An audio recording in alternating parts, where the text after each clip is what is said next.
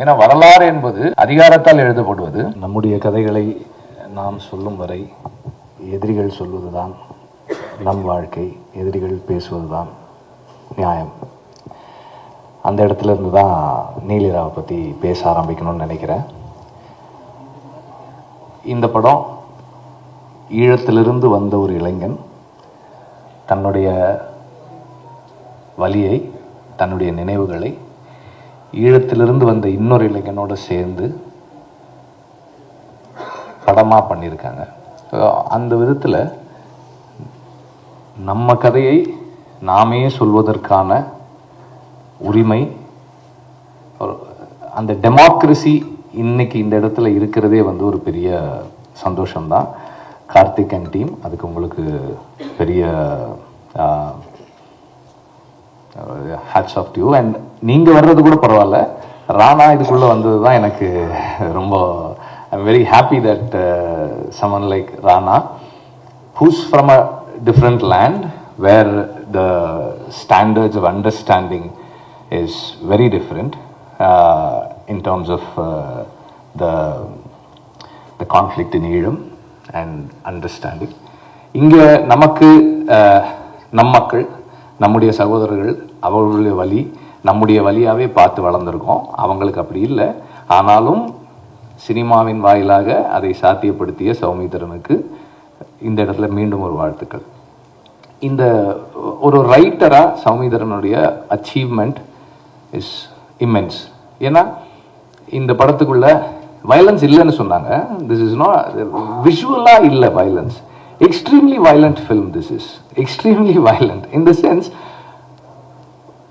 கதவை 10 பேர் தட்டுறாங்கன்னு தெரிஞ்ச உடனே அந்த வீட்டில் இருக்கிற பெண்கள் எல்லாம் 1 சட்டை 2 சட்டை 3 சட்டை போடுறாங்கன்னும் போது, அது இன்னொருத்தரும் சொல்லியிருந்தாங்க, it's a very shocking thing. நமக்கு வந்து யூ ஃபீல் சோக்ட்.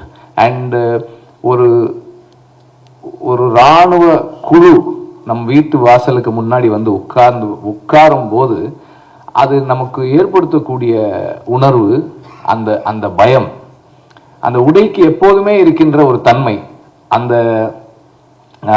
சென்சாருக்காக சில விஷயங்கள் நாம் செஞ்சுருக்கோம். அங்கதான் ஒரு ரைட்டராகவும் நான் அவரை அப்ரிஷியேட் பண்றேன். ஏன்னா சென்சாரோட உள்ள போய் வெளியே வர்றதுன்றது வந்து, அது இந்தியன் சென்சார்ஷிப்போட ஒர்க் பண்றது, that again is a special craft. அதுக்கு நம்ம தனியா பயிற்சி எடுத்துக்கணும். ஏன்னா வந்து அது இல்லைன்னா நிறைய சேலஞ்சஸ் வரும். ராஜமுருகனோட நான் ஏற்கனவே ஒரு தடவை பேசியிருக்கேன். அப்போ நாம சொல்ல வேண்டியதை சொல்வதற்கும், அவர்கள் எடுக்க வேண்டியதை கொடுப்பதற்கும் திட்டமிட்டு தான் நம்ம படம் எடுக்கிறோம். அண்ட் இந்த படத்தை பார்த்தப்போ, நான் வந்து சென்சாருக்கு முன்னாடி பார்த்தேன். எனக்கு தெரிஞ்ச இன்டர்நேஷனல் ஃபெஸ்டிவல் சர்க்கியூட்ல ரெக்கமெண்ட் பண்றதுக்காக இந்த படத்தை ஃபர்ஸ்ட் டைம் நான் பார்த்தேன். அப்போ சென்சார் பண்ணப்படலை இந்த படம். இப்போ நேத்து பார்த்தப்ப சென்சார் பண்ணிட்டு பார்த்தேன்.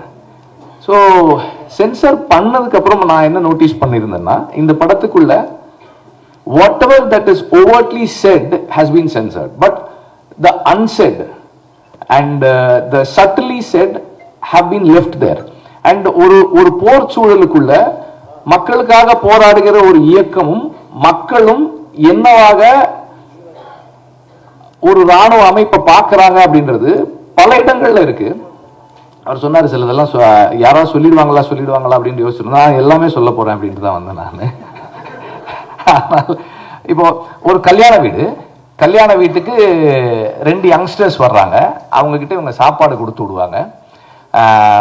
போராளி இளைஞர்கள் வர்றாங்க, அங்க இருக்கிறவங்களுக்கு சாப்பாடு கொடுத்துருவாங்க. அந்த கல்யாண வீட்டுல இருந்து சாப்பாடு போகுது. என்னம்மா சாப்பாடு, முட்டையா அப்படின்னு அந்த பையன் கேட்பான். ஆமாப்பா, எங்களுக்கு இது கல்யாண வீடு, அதனால எங்களுக்கு மரக்கறி தான், நீங்க வர்றீங்கல்ல உங்களுக்காக நாங்க முட்டை செஞ்சிருக்கோம் அப்படின்னு சொல்லி அவங்க சொல்லுவாங்க.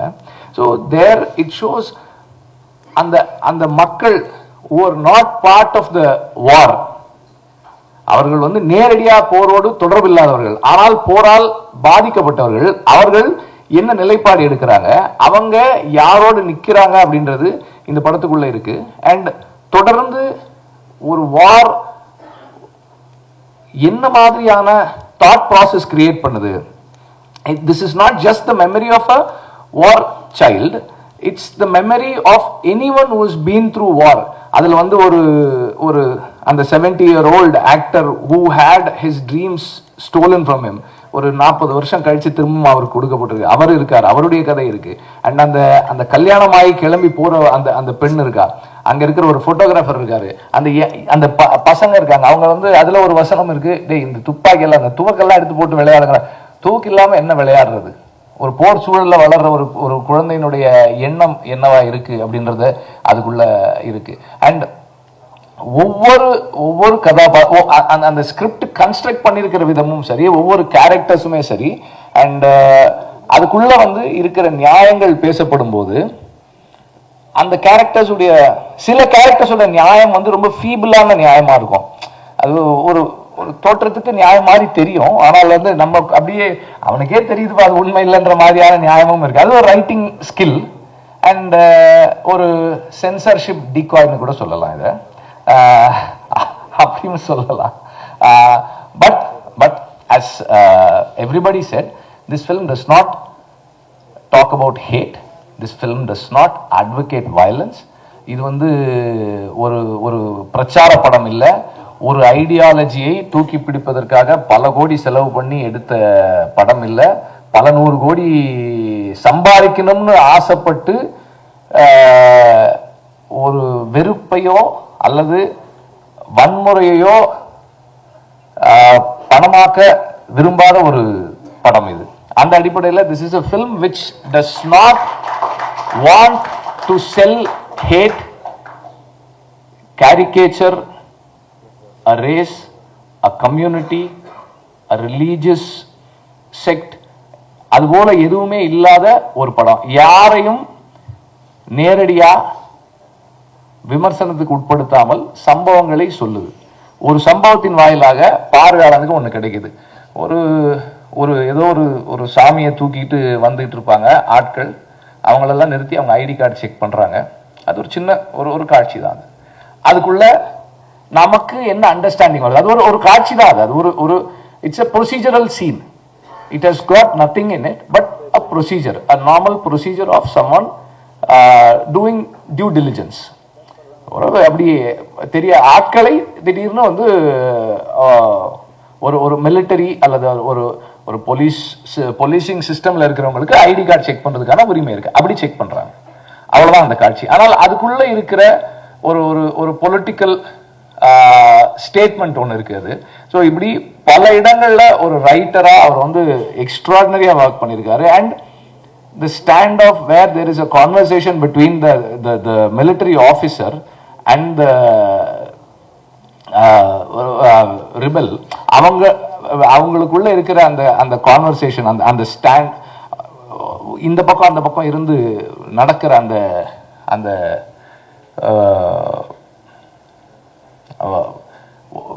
it reminded me so much of No Man's Land. அந்த No Man's Landனுடைய அந்த டிஃபரன்ஸ் இருக்கு. அதே போல அந்த ஒரு ஹியூமன் அண்டர்ஸ்டாண்டிங்கும் இருக்கு. இது போருடைய நேரடியான விஷயங்கள் இந்த படத்துக்குள்ள பேசப்பட்டிருக்கிறது. போரினுடைய இன்டைரக்ட் இன்ஃப்ளூயன்சஸ் ஆஃப் அது எவ்வளவு பெரிய தாக்கத்தை, அந்த கல்யாணம் நடக்கிற, அதை சொல்ல மாட்டேன், அந்த கல்யாணம் நடக்கிற விதம் வந்து நமக்கு அது நமக்கு தெரிய ஆரம்பிக்குது. கொஞ்சம் நேரம் போக ஓகே இப்படிதான் இந்த கல்யாணம் நடக்க போகுது போல் இருக்குன்னு நமக்கு அப்படியே யோசிக்கும் போது, அது நடந்து முடிந்த பிறகு கடைசி காட்சியில இது எங்க போய் நிற்கும்? இந்த கல்யாணம் பண்ணிக்கிற இந்த பொண்ணினுடைய வாழ்க்கை, இது எல்லாருக்கும் ரொம்ப சாதாரணமா, போர்ச்சூழல் இல்லாதவர்களுக்கு மிக சாதாரணமாக நிகழக்கூடிய ஒரு விஷயம். இந்த பொண்ணுக்கு கிடைக்கக்கூடிய சூழல் இருக்கா இல்லையானே தெரியாமல் ஒரு பெண் கல்யாணம் பண்ணி முடிக்கிறார். இந்த இடத்துல ஒரு film, it is not just அது வந்து முடியல, ஒரு பெரிய statement. It brings a statement and telling stories, creating stories from historical moments in our lives is the way to take forward the history to the next generation. ஏன்னா வரலாறு என்பது அதிகாரத்தால் எழுதப்படுவது. கலையால நாம ஒரு கலைன்னு சொல்லும்போது கூட நிறைய ரிட்டன் லிட்ரேச்சர் இருக்கு இந்த இஷ்யூ. மெயின் ஸ்ட்ரீம் சினிமாவுக்குள்ள இதை சொல்றது வந்து ஒரு ஒரு மெயின் ஸ்ட்ரீமுக்குள்ள ஒரு ஒரு உரையாடலை நிகழ்த்துவதற்கும் ஒரு கொஞ்சம் இலகுவான ஒரு சூழலை உருவாக்குவதற்குமான தொடக்கமா இந்த படம் இருக்கும்னு நான் நினைக்கிறேன். இப்போ இந்த மேடையின் மூலமாக அவர் ராஜமுருகன் பேசுறதா இருக்கட்டும், வசந்தபாலன் பேசுறதா இருக்கட்டும், நம்ம வந்து ஒரு பிராடர் டிஸ்கஷனை கொண்டு வர்றதுக்கான ஒரு ஸ்பேஸையும் இந்த படம் ஏற்படுத்தி கொடுத்துருக்கு. Again thanks to the producers.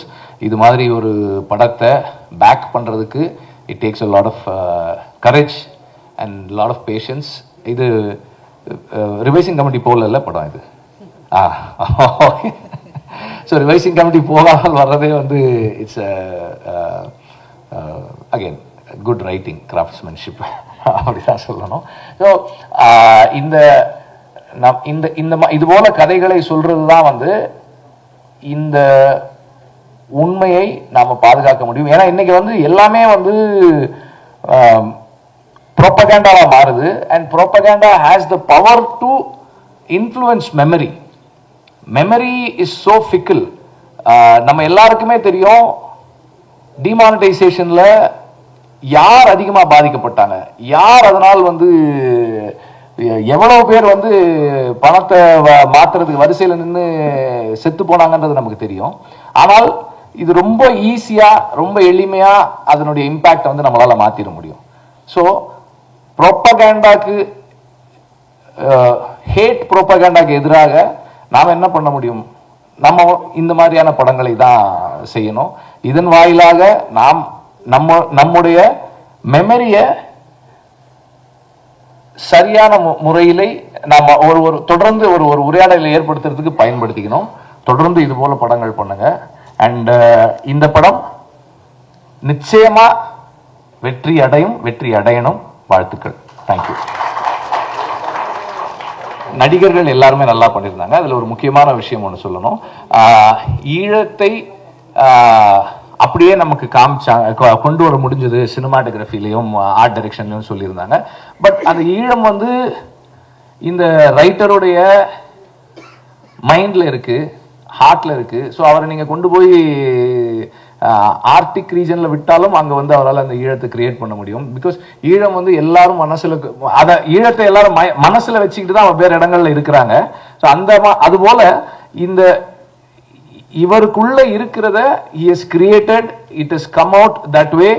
So இந்த நடிகர்கள், அந்த இடம், அந்த லைட்டிங், அந்த ஆர்ட் டிபார்ட்மெண்ட் ஒர்க் எல்லாமும் ஈழத்தை நினைவுபடுத்துதுன்னா அது வந்து அந்த ரைட்டருக்குள்ள இருந்து, அந்த இயக்குனருக்குள்ள இருந்து வெளியே வந்தது. அவருக்குள்ளேயே ஈழம் இருக்குன்னு சொல்லி முடிக்கிறேன். நன்றி. ஃபர்ஸ்ட் ஆஃப் ஆல் தேங்க்ஸ் இந்த ஸ்டேஜ் எனக்கு இங்கே கூப்பிட்டதுக்கு.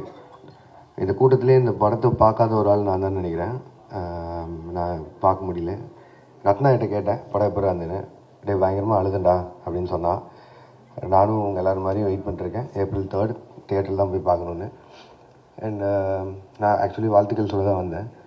எல்லா தடவையும் தொடர்ந்து கார்த்திக் சுப்புராஜ் சார் வந்து அவரோட படங்களில் அவரோட டைரக்ஷன் ஆகட்டும், இல்லை அவரோட ப்ரொடக்ஷன் ஆகட்டும், சம்வேர் எல்லா இடத்துலையுமே இலங்கை தமிழர்களும் அவங்களோட பிரச்சனைகளையும் தொடர்ந்து சொல்லிகிட்டே வரணும்னு நினைக்கிறதுக்காகவே அவருக்கு வாழ்த்துக்கள். இந்த படம் வெற்றி பெற வாழ்த்துக்கள். And Karthigai Santhanam sir, Rana Daggubati sir, Naveen and சனந்துக்காக நான் ஐம் வெரி ஹாப்பி ஃபார் யூடா இந்த படத்துக்காக. அண்ட் சோமிதரன் சார், இந்த டீமுக்காகவே ஒரு பெரிய வாழ்த்துக்கள். அண்ட் நான் வந்து படம் தேட்டரில் பார்க்க போகிறேன். நன்றி. இந்த படத்தை வந்து கார்த்திகேயன் உங்களுக்கு வந்து மிகப்பெரிய நன்றியை சொல்லணும். இந்த மாதிரி ஒரு படத்துக்கு இப்படி ஒரு பேக்கிங் கிடச்சி இந்த பிளாட்ஃபார்மில் சொல்கிறதுங்கிறது வந்து அதுக்கு வந்து ஒரு தோல் கொடுக்கறதுங்கிறது உண்மையிலே ஒரு பாராட்ட வேண்டிய விஷயம். அதுக்கப்புறம் ராணா சார் என் முதலாளி, அவங்க கேட்டு கெஸ்ட் ஹவுஸில் ஒரு வருஷம் நான் இருந்திருக்கேன். நீங்கள் வந்து நம்ம இண்டஸ்ட்ரிக்கு வந்து நீங்கள் தொடர்ந்து படங்கள் பண்ணுறது எனக்கு பர்சனலாக உங்களுக்கு நான் தேங்க்ஸ் சொல்லணும். அது இந்த மாதிரி படத்தை வெறும் சண்டை, ஒரு சாங்கு, இந்த மாதிரி ஒரு படம் பண்ணாமல் ரொம்ப இப்படி ஒரு படங்களையும் நீங்கள் பண்ணுறது வந்து அதுக்கு பேக்கிங் வந்து நீங்கள் பண்ணுறது வந்து உண்மையிலேயே ரொம்ப சந்தோஷமாக இருக்குது. இந்த சூழ்நிலையில் வந்து உங்களை மாதிரி தயாரிப்பாளர்கள் வந்து தமிழ் இண்டஸ்ட்ரிக்கு ரொம்ப தேவை. அதுக்கு உங்களுக்கு ஒரு ஸ்பெஷல் தேங்க்ஸ் எனக்கு. அதுக்கப்புறம் இந்த படத்தை வந்து கார்த்திகனை கூப்பிட்டு காட்டியிருந்தாரு. ஸோ படம் பார்த்தோம். ஸோ இப்போ டைரக்டர் என் பக்கத்தில் இருந்தார். இப்போ ஒவ்வொருத்தவங்களும் சொல்லிட்டு இருந்தாங்க பதப்பதப்பாக இருந்தார். அவர் தான் உண்மையிலே பதப்பதப்பாக இருந்தார். யாராவது கதையை சொல்லிடுவாங்களோ, ஏதாவது அந்த சம்பவத்தை சொல்லிடுவாங்களோன்ட்டு, ஐயோ இது இவ்வளோ கிட்ட போயிட்டாரு சொல்லிடுவார் அப்படிங்கிற ஒரு டென்ஷன்லேயே இருந்தார். ஸோ ரொம்ப ரொம்ப அற்புதமான ஒரு படம். எல்லாருமே சொல்லிட்டாங்க. ஒரு போர் சூழல் அப்படிங்கிறது வந்து நம்ம வந்து டிவியில் பார்த்து, ஒரு நியூஸில் பார்த்து, புரியாத மொழியில் பார்த்தோம்.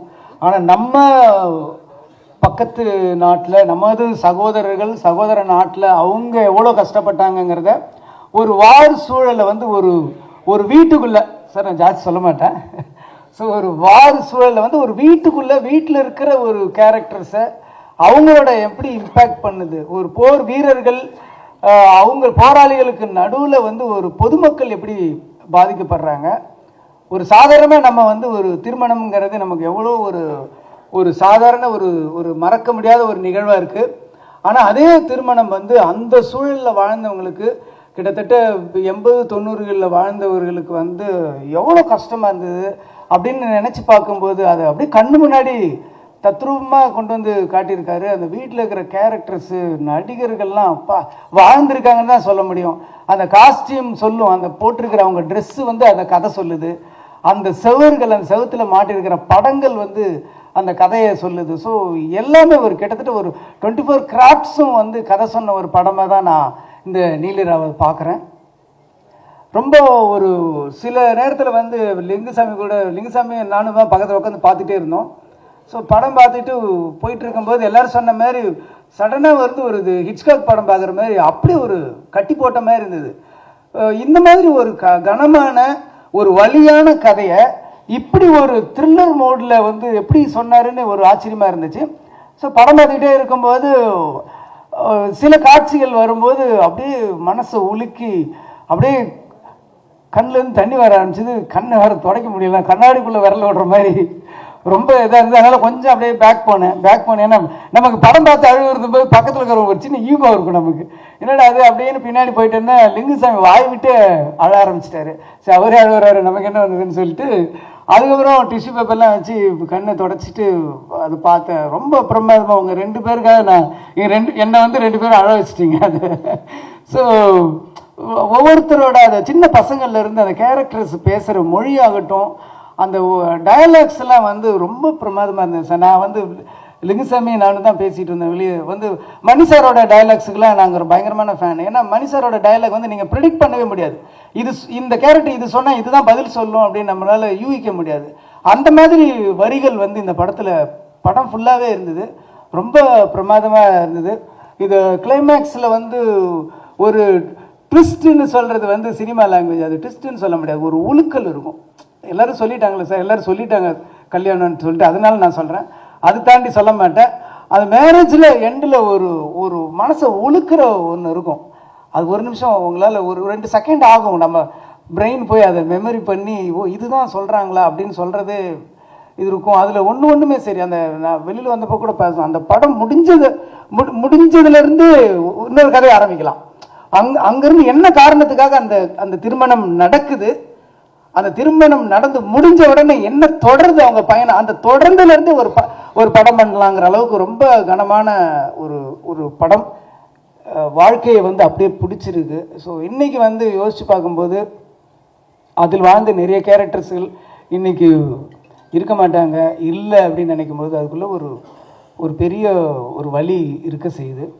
ஸோ படங்கள் எல்லாம் பாருங்கள். இந்த படத்தை வந்து ஓடிடியில் பார்த்துக்கலாம் அப்படின்னு வந்துடாதீங்க, தியேட்டரில் வந்து பாருங்கள். முக்கியமாக குழந்தைங்களை கூப்பிட்டு வந்து காட்டுங்க. ஏன்னா 80s நாங்கள்லாம் ஸ்கூலில் அங்கே 80s 90s படிச்சுட்டு இருக்கும்போது, நாங்கள் ஸ்கூலில் காலேஜெல்லாம் போயிட்டு இருக்கும்போது ஜெயவர்த்தனா ஒழிகன்னு கத்தி நம்ம ஓரளவுக்கு அந்த டைமில் ஒரு இலங்கை சம்பவம், அந்த வாருன்றது என்னங்கிறது நமக்கு உள்ள தெரியும். ஆனால் இன்னைக்கு இருக்கிற அடுத்த குழந்தைகளுக்கு, அடுத்த தலைமுறை குழந்தைகளுக்கு வந்து அன்னைக்கு இருந்த ஒரு ஒரு ஒரு போர் அந்த காலத்தில் வந்து ஒரு ஃபேமிலி, ஒரு குடும்பம், அந்த குடும்பத்தில் இருக்கிற நபர்கள் எப்படி பாதிக்கப்படுறாங்க அப்படிங்கிறது இந்த படத்தை கூட்டிகிட்டு வந்து எல்லாரும் காட்டுங்க. சாதாரண ஒரு பொழுதுபோக்கு படமாகவும் இருக்கும், ஒரு படமாகவும் ஒரு த்ரில்லர் மூடும் இருக்கும், அதே சமயத்தில் ஒரு கனமான ஒரு கண்ணீர் கதையாகவும் இதுக்குள்ளே இருக்குது. அதனால் எல்லாரும் இதை பாருங்கள். பத்திரிகை நண்பர்கள் இந்த படத்துக்கு ஒரு உங்களோட சப்போர்ட்டு இருந்து இந்த படத்தை பெரிய படமாக கொண்டு வரணும் அப்படிங்கிறது என்னுடைய வாழ்த்துக்கள். தேங்க்யூ.